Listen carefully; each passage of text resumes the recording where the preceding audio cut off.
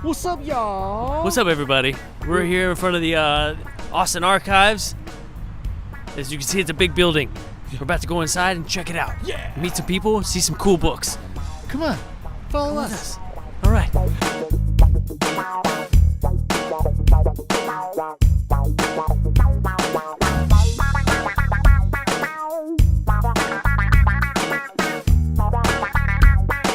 What's up, UFO Garage? It's Joe here. Ben's on the camera. We're here with Miles today at the Anomaly Archives here in Austin, Texas. We're kind of just cruising around and checking out what they got in here. All right, so say what's up, man. Hey, how's it going? I'm like, hey. This is our new microphone. So, That's a great microphone. Yeah, man, we're out here. We're gonna check out some books and stuff, and Miles, I guess, kind of tell us a little bit about the place. All right, so we're here right downtown at 55 North IH35, right on the frontage road at the corner of the northbound frontage road and Lambie Street, right near the river. And we've been in existence since 2003, but we've been at this location for the last 2 years. So we've got thousands of books on UFOs, consciousness, parapsychology, anything weird and anomalous, thus the Anomaly Archives. And we are a completely 501c3 nonprofit, and we are here in this building with our thousands of books and periodicals. We've got about 1,500 of which can be checked out to membership if you want to take the books home. The rest are available for in-house reference, non-circulating use. You can come this way and check out some of the stuff. So come with us. Our biggest collection is a few thousand books from this rare book collector and seller. His name was Bob Gerard. He passed away back in 2011. He ran this really famous, infamous catazine, catalog magazine back in the day. I think we've got copies here. That was basically, came out every couple of months or every month, and he would write these little micro reviews of every book that he had for sale, whether he loved it or hated it. And that was what made it famous. Was he was infamous for writing these really scathing reviews of these things that he's trying to sell you, like, this is the worst piece of crap. This is a piece of shit, buy it. Totally. Yeah. Honesty. He was very honest. He was also quite curmudgeonly, but lovable nonetheless. And he wasn't really well known for his own ideas, but he did publish a few different books on the subject of UFOs and his ideas about them. The Revolt of the Free. This one, The Future Man, is probably the most comprehensive of his ideas about the nature of the abduction phenomenon and the UFO phenomenon at large. And so he had collected thousands of books on the subjects of UFOs, but also ancient civilizations, expeditions and explorations into South and Central America. Lots of books on folklore, ancient sacred sites in England and the United States.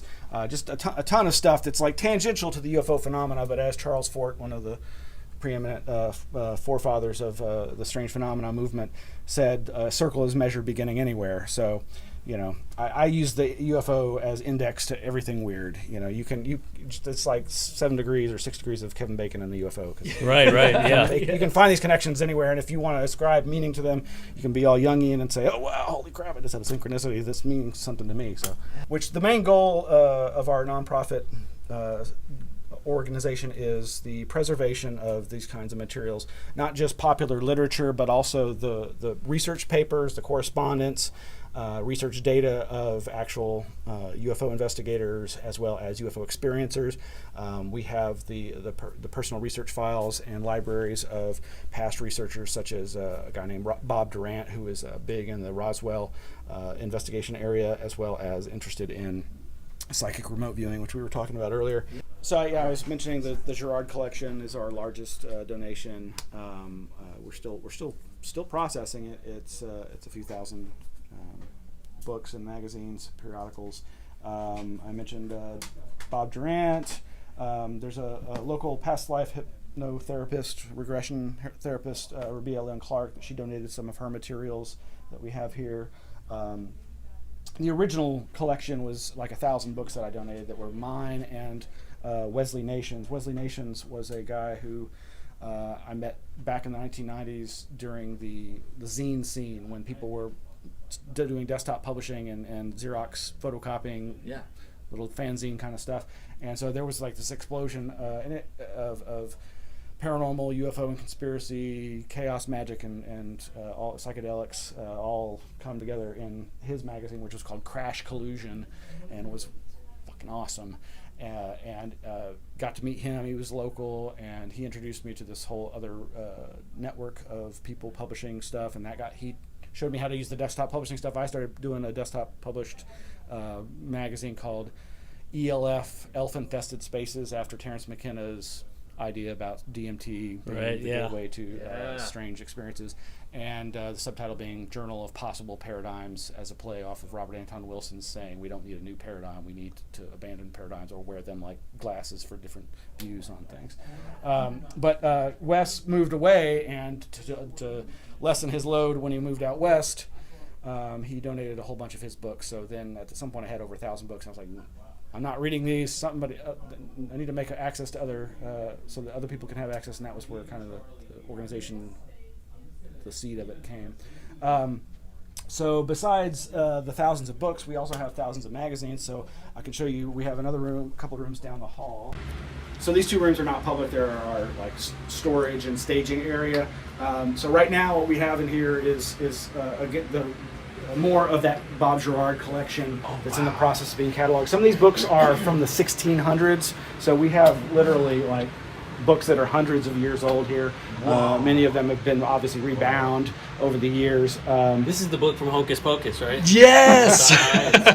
Laced with skin. Yeah. Do not read certain passages from these books. But yeah, it's a wide assortment of stuff. Not all of it's UFO related, like there's this book on Orson Welles and so forth. As the quote you may have seen in there, Gerard really wanted to have one place where he had the sum of human knowledge. Like, everybody wants to build the Library of Congress or something.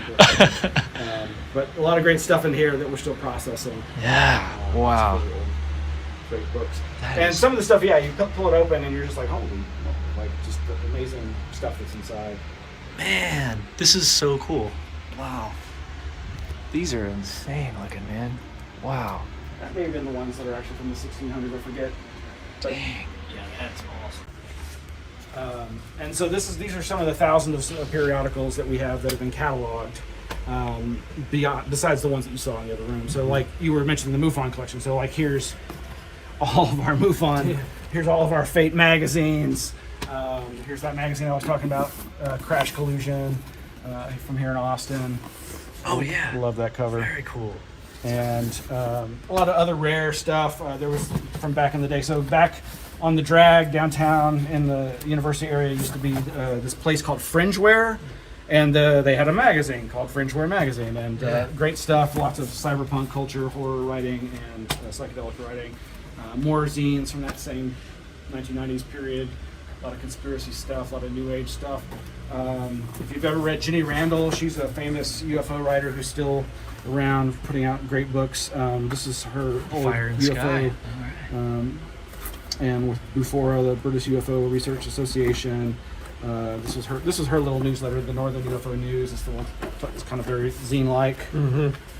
And that tiny print is about approximate for her actual handwritten script. When you would get notes from her, Wow. Really tiny handwriting. So lots of great stuff. Nexus, I think Nexus is still around publishing. And then there's just more books around the corner here that are in various stages of process of being cataloged and put on. Like I mentioned, we've got the paper files of a number of different UFO researchers and experiencers. There's a local abductee who was one of the 7 abductees that was profiled in a book called Taken by abduction researcher Carla Turner, who unfortunately passed away far too soon in her life.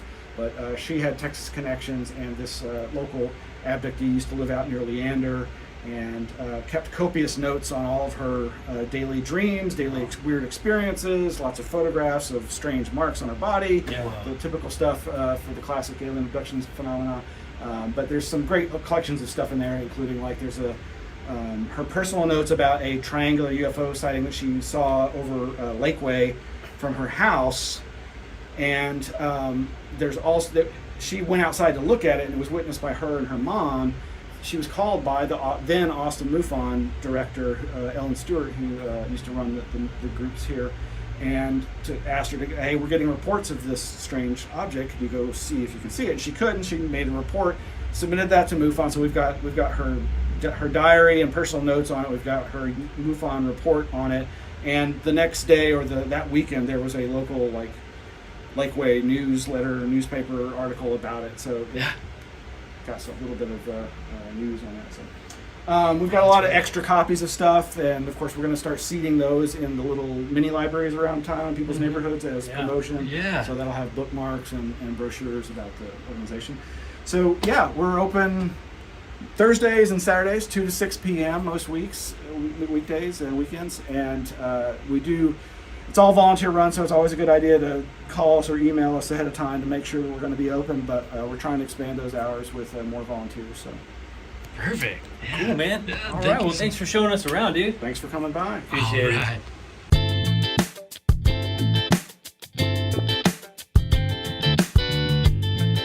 The children of Mew. I wonder if he's related to Hugh. Hugh. Mew.